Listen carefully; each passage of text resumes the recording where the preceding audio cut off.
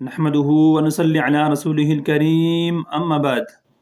آج میں آپ کو صلاۃ تسبیح کا مکمل طریقہ بتانے جا رہا ہوں۔ صلاۃ تسبیح کی نماز کیا ہے؟ یہ مستحب ہے، ثواب اس کا احادیث میں بے شمار ہے۔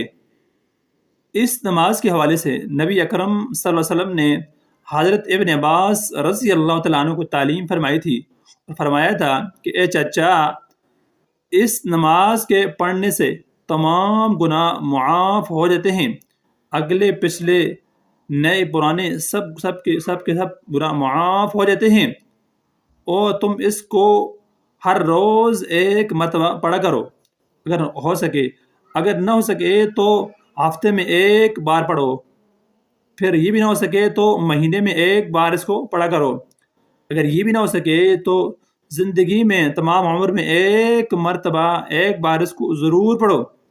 بعض محققین کا قول ہے کہ اس قدر فضیلت معلوم ہو جانے کے بعد بھی پھر بھی اگر کوئی اس نماز کو نہ پڑھے تو معلوم ہوتا ہے کہ وہ دین کی کچھ عزت نہیں کرتا۔ حضرت ابن عباس رضی اللہ تعالیٰ عنہ سے پوچھا گیا کہ اس نماز کے لیے کوئی خاص صورتیں بھی ہیں؟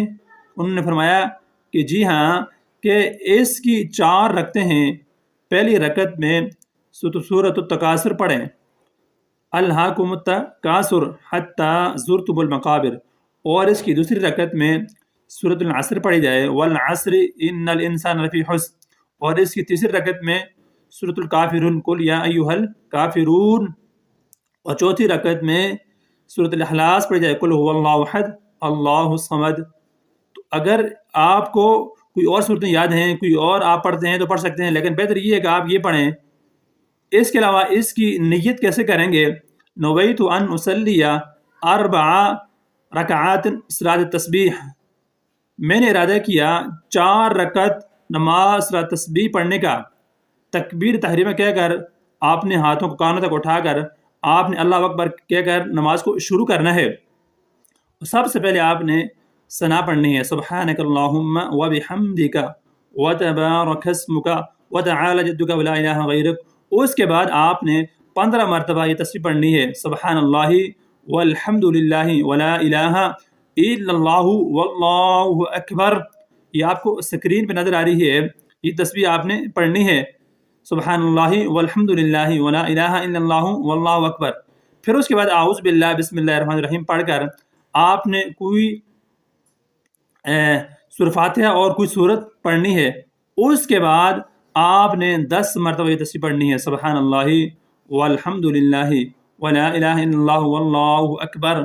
اس کے بعد آپ نے نیچے رکوع میں جانا ہے، اور رکوع کی تسبیح پڑھنے کے بعد آپ نے 10 مرتبہ یہ تسبیح پڑھنی ہے۔ اس کے بعد آپ نے سمیع اللہ لمن حمدہ ربنا لک الحمد، اس کے بعد آپ نے 10 مرتبہ یہ تسبیح پڑھنی ہے۔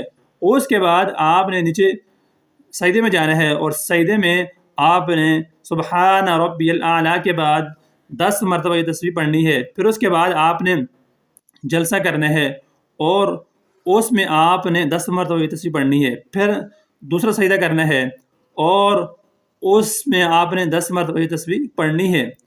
اس کے بعد آپ نے جب دوسری رکعت کے لیے اٹھیں گے تو الحمد سے پہلے آپ نے 15 بار یہ تسبیح پڑھنی ہے، سبحان اللہ والحمد للہ ولا الہ الا اللہ واللہ اکبر۔ اس کے بعد آپ نے سورہ فاتحہ، اور اس کے بعد آپ نے کوئی سورت پڑھ کے اس کے بعد 10 مرتبہ آپ نے یہ تسبیح پڑھنی ہے۔ پھر نیچے رکوع میں جانا ہے، اور رکوع کی تسبیح پڑھنے کے بعد 10 مرتبہ آپ نے پڑھنی ہے۔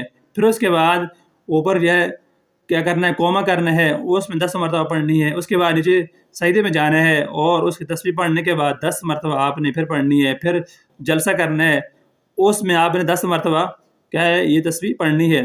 اس کے بعد دوسرا سجدہ کرنا ہے، تو اس تسبیح کو آپ نے 10 مرتبہ پڑھنا ہے۔ تو یہ 2 رکعتیں آپ کی مکمل ہوگی، اور تیسری اور چوتھی رکعت میں بھی آپ نے اسی طرح ہی پڑھنا ہے، اور یہ ایک رکعت میں 75 مرتبہ ہوگی، اور 3 رکعتوں میں 4 رکعتوں میں یہ ٹوٹل 300 مرتبہ بنتی ہے یہ تسبیح، سبحان اللہ والحمد للہ ولا الہ الا اللہ واللہ اکبر۔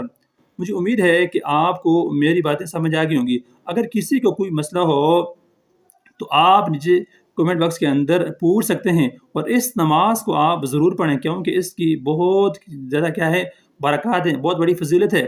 جو بھی شخص اس کو ایک مرتبہ پڑھے گا اس کے اگلے پچھلے چھوٹے سب بڑے سب گناہ معاف ہو جائیں گے۔ تو اس لیے اس نماز کو ضرور پڑھیں کیونکہ اتنا وقت نہیں لگتا۔ آپ اس کو ہر مہینے میں، ہفتے میں یا زندگی میں ایک بار اس کو لازماً پڑھیں۔ مجھے امید ہے کہ آپ اس نماز کا اہتمام فرمائیں گے۔ مجھے اپنی نیک دعا میں ضرور یاد رکھیے گا۔ وآخر دعوانا الحمد للہ رب العالمین۔